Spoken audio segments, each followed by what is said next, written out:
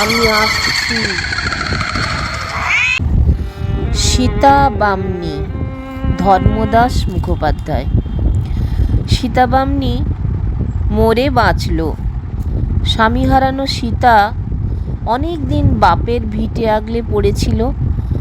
ওর দাপটে কেউ কুটোগাছি পর্যন্ত নাড়াতে পারত না ওদের উঠোন থেকে। ওপাশের আমবাগানে কেউ কাঠ ভাঙতে এলে সীতা টের পেয়ে যেত। বাড়ি থেকে রে রে করে এমন চিৎকার করে তেড়ে যেত, সেদিকে যে ছেলেটা পড়ি মরি করে লাফ দিয়ে পড়তো গিয়ে উঁচু ডাল থেকে। পড়েই ভোবো দৌড়। লাগলে ব্যথা পেলে ওর নাগালের বাইরে গিয়ে পায়ে হাত বুলাতো। মরার পরও সীতার দাপট একটুও কমেনি। উঠোনের তুলসী গাছটা যেমন ছিল ঠিক তেমনই আছে, বরং জল পেয়ে ফনফনিয়ে উঠেছে চারিদিকে ফ্যাকড়া কচি পাতা ছেড়ে। অশরীরী সীতার ভয়ে কেউ আসে না ওর ওই খোলামেলা বাড়িটাতে। কোনো এক দুষ্টু ছেলে মেয়ে নিষেধ না শুনে মায়ের এসেছিল তুলসী গাছটাকে তুলে নিয়ে তাদের বাড়ি বসাবে বলে। গাছটাকে তুলতে যাবে এমন সময় হঠাৎ কাছ থেকে ভীষণ শব্দে ভেসে এলো, কন হ্যায়? ওরে বাবারে বলে সেই ছেলে প্রাণপণে ছুটে গিয়ে থামলো একেবারে বাড়ির দরজায়। কি হলো রে ন্যাপলা? মায়ের কথার জবাব দেবে কে? সে তখনও হাঁপাচ্ছে আর ঘামছে দরদর করে। আসলে আবুল খ্যাপা কোনো বাড়িতে ভিক্ষা না পেলে বা খেতে চেয়ে খাবার না পেলে তার মেয়ে মানুষের মতো চুল টেনে দু একটা ছিঁড়ে বলবে, নয়তো লম্বা কালো দাড়ি টানতে টানতে চিৎকার করবে, কন হ্যায় বলে। একদিন তো জেলে পাড়ায় একটা বউ সীতার সন্ধ্যামণি ফুল গাছটার লাল সাদায় দোরাঙা বিচিত্র সুন্দর ফুল ফুটতে দেখে আর লোভ সামলাতে পারেনি। সন্ধ্যা নামার আগেই যদুবাবুর পুকুর থেকে গা ধুয়ে ফেরার পথে সুন্দর ফুল দেখে হাত বাড়িয়েছিল তা তুলতে। হাত বাড়িয়েছে এমন সময় মনে হলো কে যেন তার পাশে এসে দাঁড়ালো। তার দীর্ঘশ্বাসের শব্দ কানে এলো। সে দীর্ঘশ্বাস যেন বউটির চোখে মুখে হাওয়ায় কাঁপন ধরিয়ে তপ্ত বাতাস ছড়ে দিল। ও মা গো বলেই বউটি এলিয়ে পড়ল উঠোনে, ভাঙা রকের ছড়িয়ে ছিটিয়ে থাকা ইটের গাদার ওপরে। পিছনে আসা তার গা ধোয়া সঙ্গিনীরা তাকে ধরে ধরে নিয়ে আসতে বাড়িতে। সে রাতে আর কেউ শুধোয়নি তার ভয় পাওয়ার কারণ। সবারই তো জানা, তবু তার অন্তরঙ্গ বউটি নাছোড়বান্দা হাওয়ায় চুপি চুপি বলেই ফেলল, সকলের কান বাঁচিয়ে সীতা বামনীকে দেখলাম। সীতা বামনীকে কী অবস্থায় কোন রূপে দেখল তার আর প্রশ্ন করার সাহস হয়নি। সবটা শুনলে সেই মূর্তি আবার তার কাঁধে ভর করে, এটাই ভয়। গঙ্গার ঘাটে স্নান করতে যাবার সময় মেয়ে বউরা একটু দাঁড়ায় সীতার ঘরের সামনেটাতে। অবাক হয় ওর উঠোনটা দেখে। কেউ যেন ভোরবেলায় ঝাঁটপাট দিয়ে রেখেছে। ছোট্ট উঠোনটা পরিষ্কার ঝকঝকে তকতকে। সীতা বেঁচে থাকতেও সকালে উঠে ওটাই ছিল ওর প্রথম কাজ। মাজা পড়ে এসেছিল ঠিক মতো খেতে না পাওয়া, শীর্ণ হাড় গোড় বার করা শরীরটা হেঁট হয়ে উঠোন ঝাড় দেওয়ার মতো ছিল না। তবু বাড়িঘর সব পরিষ্কার পরিচ্ছন্ন রাখাই ছিল তার কাজ। গঙ্গা স্নানার্থীদের ওখান দিয়ে যাওয়ার সময় একবার কথা না বলে যাওয়ার উপায় ছিল না। 1 মিনিট দাঁড়িয়ে বলতো, ও দিদি কি করছো গো? এই সুযোগে একটু খাড়া হয়ে দাঁড়াবার সুযোগ পেত সীতা বামনী। বলতো, মরণ নেই তো, তাই পরের উঠোন ঝেঁটিয়ে মরছি। পরের কেন, এখন তোমারই। তুমি বাস করছো, আগলে রেখেছো, ঝাঁটা মারো আমার কপালে, এখনই আসবেন বাবুরা। বড় বাবু থাকতে বললেন তো ছোট বাবু ঘাট ধরে বের করে দেন দুপুর রাতে। ওই কাকা বাবুই তো আছেন পাশে, তাই ঠাঁই জুটেছে এই ভাঙা ঘরে। ঘর সারিয়ে দেবার মরদ নেই, কোনো বাবু তাড়িয়ে দেবার বেলা আছে সবাই। ওর ভাই আর দাদা দুজনেই চায় ভাঙা বাড়িটা বেচে দিয়ে তাদের শহরবাসের বাড়ি সেই টাকায় সাজিয়ে গুছিয়ে তুলতে।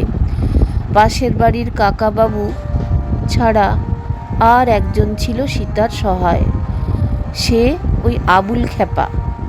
এখনো মাঝে মধ্যে ঘুরে ফিরে আসে ওখানে, বসে ওই উঠোনটায়।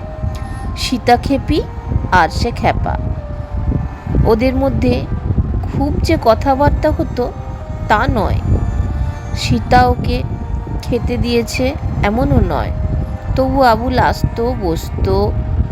কেউ কেউ মনে করতো আবুল টুকটাক মন্ত্রতন্ত্র জানে, সেই সুবাদেই দুজনের ভাব। সময় সময় আবুল হাসতো অট্ট হাসি, হা হা করে ওপর দিকে মুখ তুলে। তার বড় বড় হলদে দাঁতগুলোয় সূর্যের আলো পড়ে ঝকঝক করে উঠত, আর ডাগর চোখ দুটো ছোট হয়ে বুঝে আসত।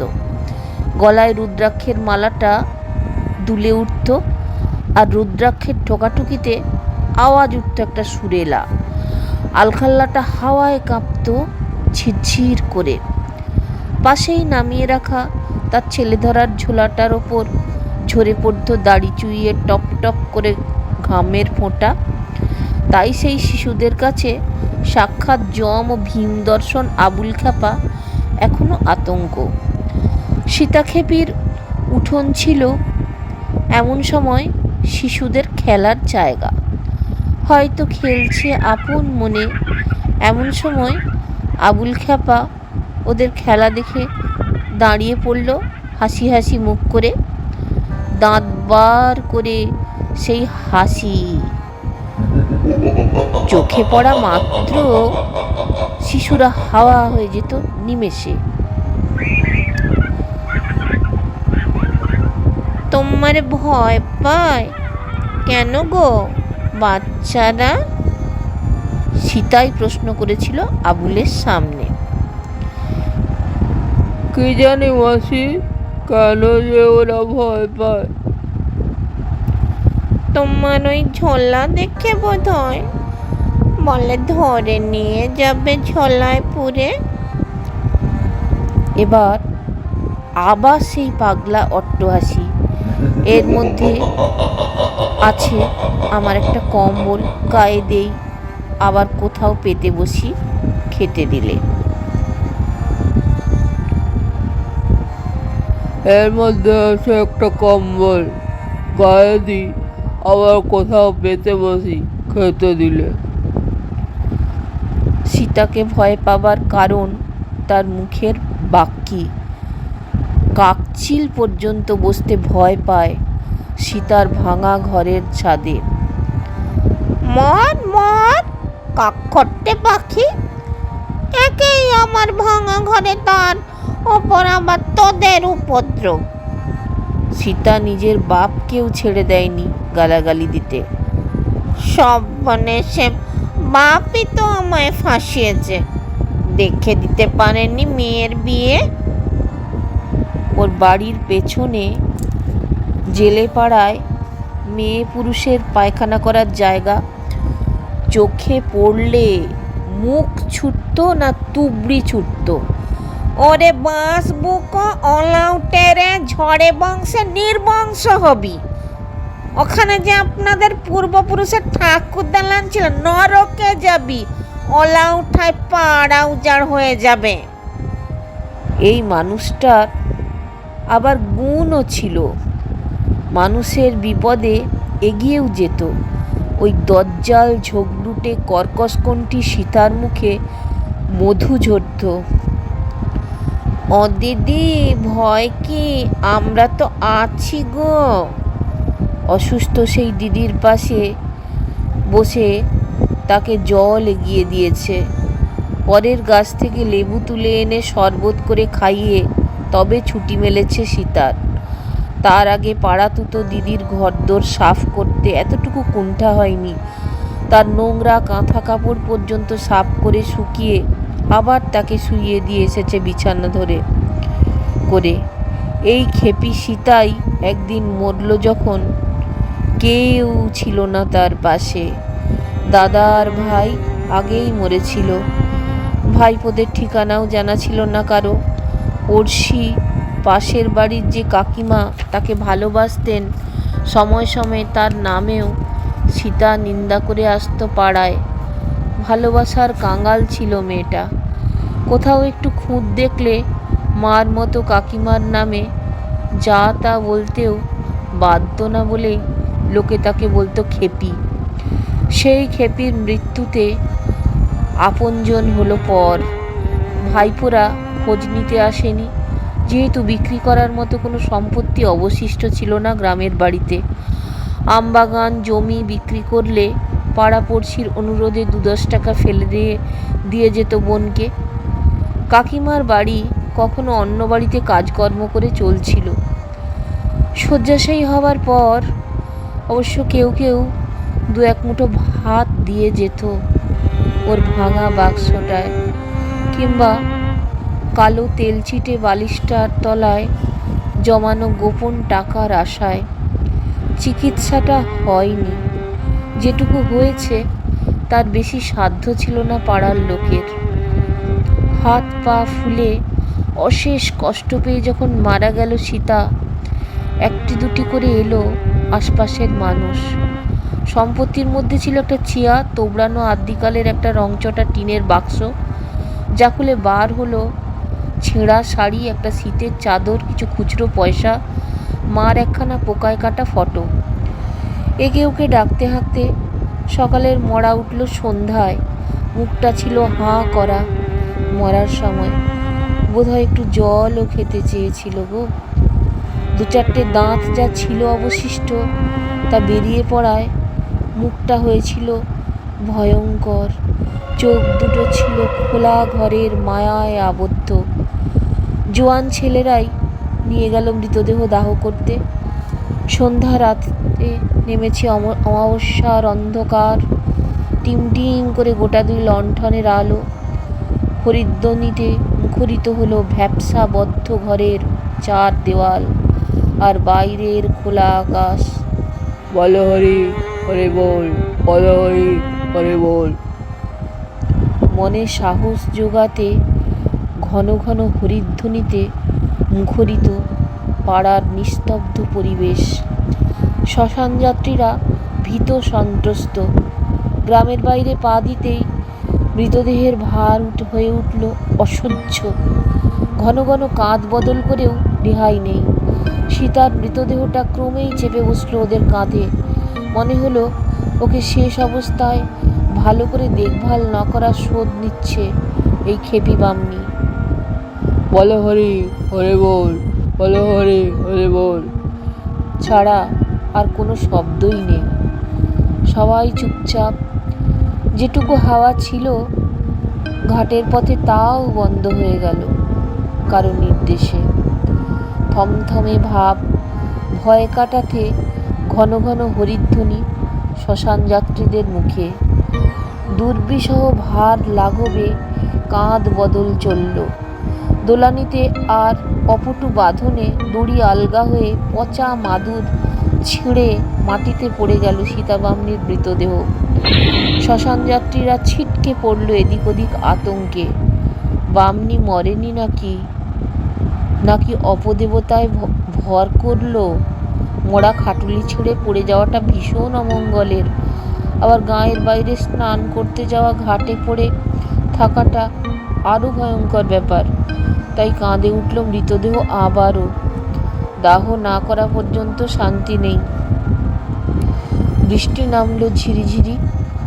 দুটোর একটা লণ্ঠন কোনো সময় দমকা বাতাসে নিভে গিয়েছে, অন্যটাও ধোঁয়ায় আচ্ছন্ন। তেল ফুরিয়েছে বোধহয়, শুধু উঠছে সলতেটা। এই অন্ধকারের মধ্যেই হঠাৎ জুটল নতুন শ্মশান যাত্রী। একটা কালো বেড়াল পায়ে পায়ে বাধার সৃষ্টি করে চলল তার মিউ মিউ শব্দ নিস্তব্ধতাকে ভঙ্গ করে। চিলু সাজিয়ে আগুন দিতেই পাটকাঠি জ্বলে উঠল দাউ দাউ করে। চিতা জ্বলল, কিন্তু তা নিভু নিভু হলো মৃতদেহের ফোলা শরীর থেকে বার হয়ে আসা জলে। কোনো রকমে আধপোড়া করে শ্মশান যাত্রীরা ফিরে এলো রাত গভীরে, সারা গ্রাম সচকিত করে, হরিধ্বনি দিতে দিতে। হরিধ্বনিতে ভয় পেয়ে ঘুমন্ত শিশুও কেঁদে উঠল মাকে জড়িয়ে ধরে।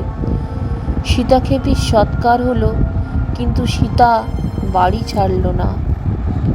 তার প্রতিনিধি হয়ে কালো বিড়ালটা বন্ধ ঘরের এক পাট খোলা জানালা দিয়ে ঘরে ঢুকে কাঁদতে বসলো করুণ সুরে। ওরই একটা বড় মরচে ধরা তালা ঝুলিয়ে দিয়ে ঘরের সম্পত্তি হলো সুরক্ষিত।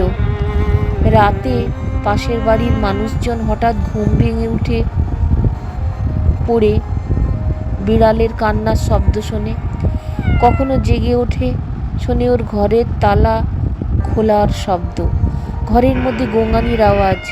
বেঁচে থাকতে রোগের যন্ত্রণায় যে কাতর আর্তনাদ শোনা যেত, মরার পরও অবিকল তাই। সীতাবামনির এক বোন আসতো মাঝে মধ্যে দিদির সঙ্গে দেখা করতে। সে অনেকদিন দিদির কোনো খোঁজ না পেয়ে চলে এলো হঠাৎই। 3 ঘন্টা ট্রেন লেট। মিতা 4টের জায়গায় এলো 7টায়। অন্ধকার রাত, আগের মতোই সোজা গিয়ে দাঁড়ালো উঠোনে। রাত 8টা পর্যন্ত আলো জ্বলে দিদির ঘরে। আজ কোনো রকম আলোর ইশারা নেই। জানালার ফাঁক দিয়ে শুধু অন্ধকারই বেরিয়ে এসে থাকে অভ্যর্থনা জানালো। আর এলো দিদির প্রতিনিধি হয়ে একটা কালো চোখ কটা বেড়াল, তার জ্বলন্ত চোখ নিয়ে। ঘুরতে লাগলো চারপাশে গোঁগো শব্দ করে, দিদি দিদি রে। ওর কথায় সাড়া দিল না কেউ। আবারও বলল, দিদি দিদি, আমি মিতা, এলাম তোকে দেখতে। সাড়া দিয়ে বিড়ালটা কেঁদে উঠল ঠিক মানুষের মতো করুণ সুরে, মিউ মিউ শব্দে। একটু পরে বিড়ালটা তাকে ছেড়ে ঘরে ঢুকে গেল জানালা দিয়ে। ঘর থেকেই বেরিয়ে এলো সাদা কাপড় পরা তার দিদি। তার সামনে এসে দাঁড়ালো ঘরের বন্ধ দরজার কাছে। কি হলো রে দিদি, আলো জ্বালাসনি? ওর কথায় সাড়া না দিয়ে দিদি নিঃশব্দে চলে গেল রগ ডিঙিয়ে ঘরের কোণ দিয়ে, একেবারে গলিপথ ধরে ঘরের পেছনে। কি যেন মনে হলো গোলমালের মতো। তবু ডাকলো, দিদি। কেউ এলো না, শুধু গোঙানি শুনলো বিড়ালটার। কিছু একটা ধরেছে, অথবা ওটাকে কেউ ধরেছে গলা টিপে। এ বাড়ির কেউ এলে ভরসা সেই পাশের বাড়ির কাকিমা। কাকিমা দিদির সাড়া পেলাম না যে। আমার সামনে দিয়েই চলে গেল ঘরের পেছনে। অনেকদিন আসেনি তো, মনে হয় রাগ হয়েছে, বোধহয় তাই সাড়া দিল না।